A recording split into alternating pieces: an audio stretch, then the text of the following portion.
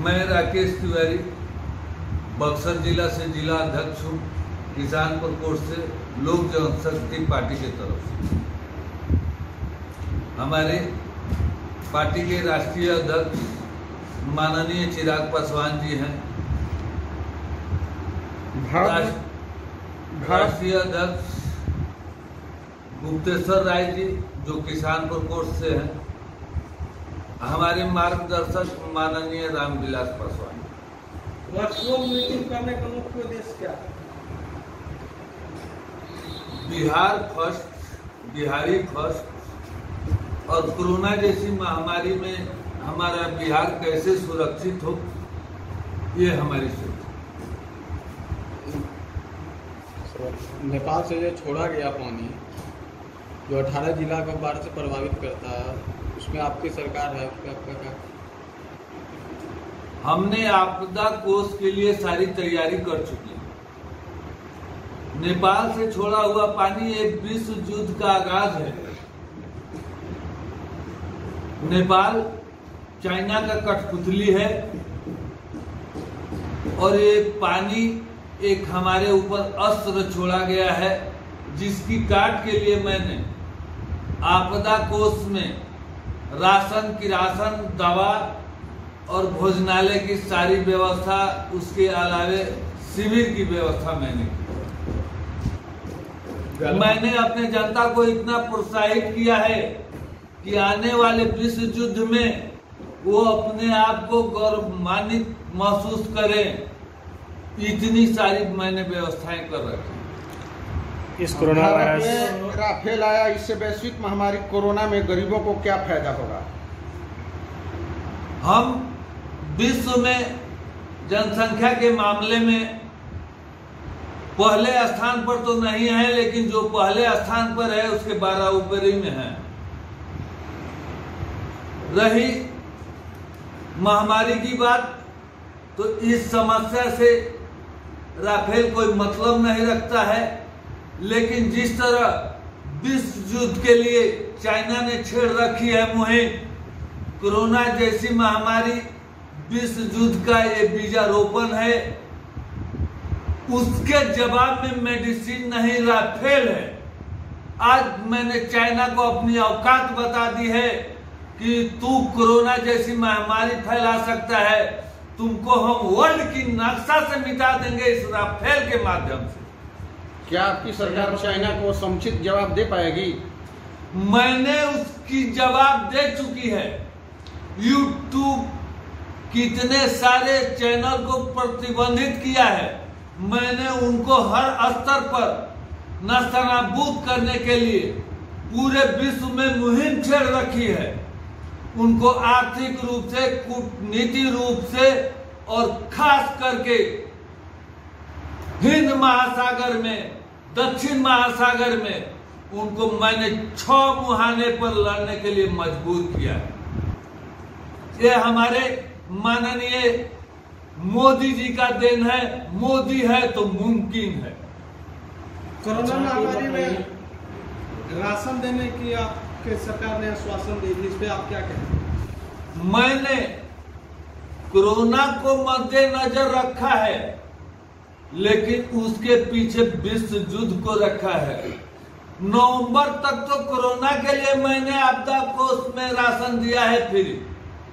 अगर विश्व युद्ध छेड़ दिया चाइना ने, तो मैं पूरे हिंदुस्तान को आजीवन फ्री राशन दूंगा, बशर्ते हमारे हर स्टेट के मुख्यमंत्री हमारे सेंट्रल गवर्नमेंट के मुहिम पर चले। मैंने बिहार में भी ऐसी व्यवस्था की है, लेकिन बिहार के माननीय नीतीश कुमार जी ने क्या दिया जनता के बीच में? आने वाले आगामी चुनाव में जनता उनसे ये सवाल करेगी कि सेंट्रल गवर्नमेंट ने जो मुझे राशन फ्री में दिया, उसके लिए आपने क्या किया?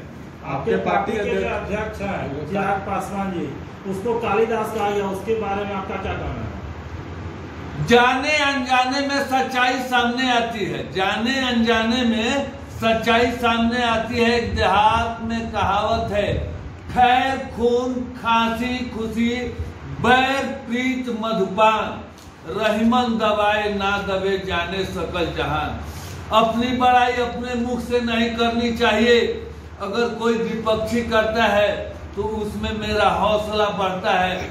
मेरे चिराग पासवान जी को, माननीय चिराग पासवान जी को उन्होंने कालिदास कहा है, तो उनको मालूम नहीं है कि इतिहास के पन्नों में कालिदास को एक बहुत बड़े विद्वान के रूपों में लोगों ने देखा है। उनकी आज भी नाम स्वर्ण अक्षरों में विद्वानों के नाम में लिखी जाती है। तो ऐसे लगता है कि मेरे माननीय चिराग पासवान जी अभी जितने राजनेता हैं उनके बीच वो सबसे बड़े विद्वान हैं, और वो आगामी 2020 चुनाव में इस बिहार की कमान संभालने की काबिलियत रखते हैं।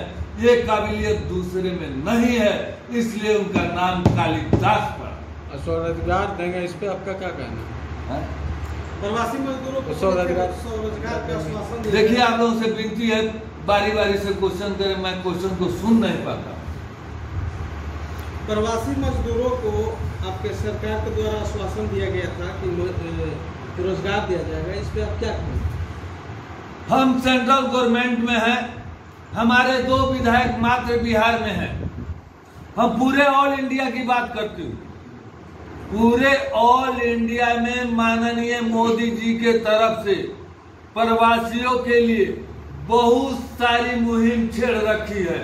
किसानों के लिए बहुत सारी योजनाएं दे रखी है, लेकिन स्टेट गवर्नमेंट से अनुरोध है कि सेंट्रल की योजना को आप जनता के बीच किस रूप में रखते हैं, ये आगामी चुनाव जनता आपसे पूछेगी कि सेंट्रल गवर्नमेंट के तरफ से जो हमको सुविधा दी गई आप दिए या नहीं। मैंने तो सेंट्रल गवर्नमेंट से दिया।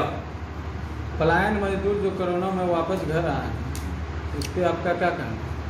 पलायन मजदूर हमारे यहाँ वापस नहीं आए हैं, ये हमारे बिहार गवर्नमेंट का देन है।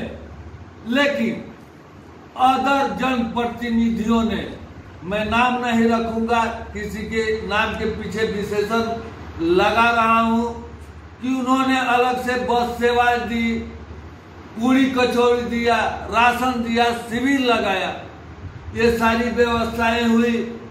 हमारे हिंदुस्तान के अन्नदाता माननीय रामविलास पासवान जी ने कहा कि नवंबर तक हम राशन फ्री देंगे।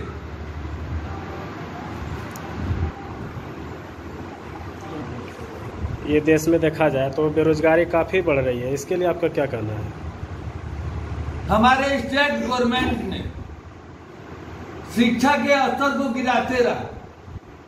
आज जो शिक्षा की स्तर मैंने पास की है और मैंने जो मुहिम छेड़ रखी है, माननीय चिराग पासवान जी ने बिहार फर्स्ट की जो मुहिम छेड़ रखी है, उसमें सबसे पहला सवाल है हमारे बिहार की